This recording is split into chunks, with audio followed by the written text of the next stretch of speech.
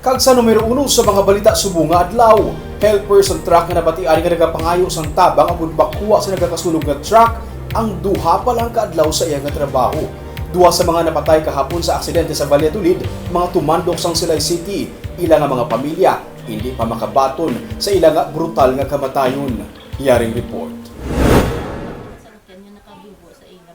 Bitbit pa ni Elenita Garcia ang litrato sa iya 32 anyos nga anak na si Johnny. Nagahulat sila nga madulong na sa ilang nga balay ang bangkay sang iya nga anak. Si Johnny ang isa sa 4 ka mga napatay nga persona sa bungguanay kag pagkasunog sa 2 ka mga wing van sang kahapon sang kaagahon sa highway sa Valladolid. Driver sang truck nga may karga nga foam si Johnny kag tumandok sa Hacienda Pula, Barangay Ilopez sa Silay City. Hindi pa mabato ni Elenita ang brutal nga kamatayon sang iya nga anak. Si Janjan pangayo pagidyatabang kain kamot yaga mo sinangga paninguha gid nga makakuha tani sa salakyan mo. Di na ipit sa napatay sa sir naridintisa hindi lang amo sinatani. Masani kuno ini nga nagapaluto sang sudan kada mag-abot gikan sa trabaho. 7 na siya ka tuig nga nagatrabaho bilang driver sang truck. May 2 pa siya ka mga magagmay nga mga anak. Nay, sudan nyo? Kasi puga, wala kami bala sudan nila sa tatay mo pabakan. Kasi isa may sudan ko di luto abulanay. Di, kung lapsan ako magluto, lutoon ko na, pag-aluto, singgitan ko na, yan, dali na ka mo manyagat, aluto ng sudan.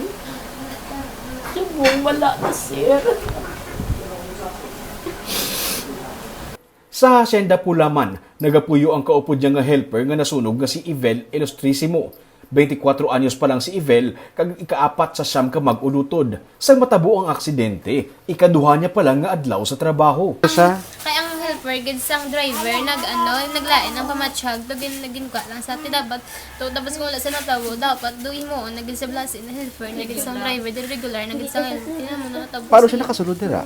Nang kayang ang helper, ang driver, close si bala. Dugang pa sang utod nga si Lira sa una niya nga adlaw gikan sa trabaho. Nagdala pa siya pauli sa pagkaon para sa ilang nga pamilya.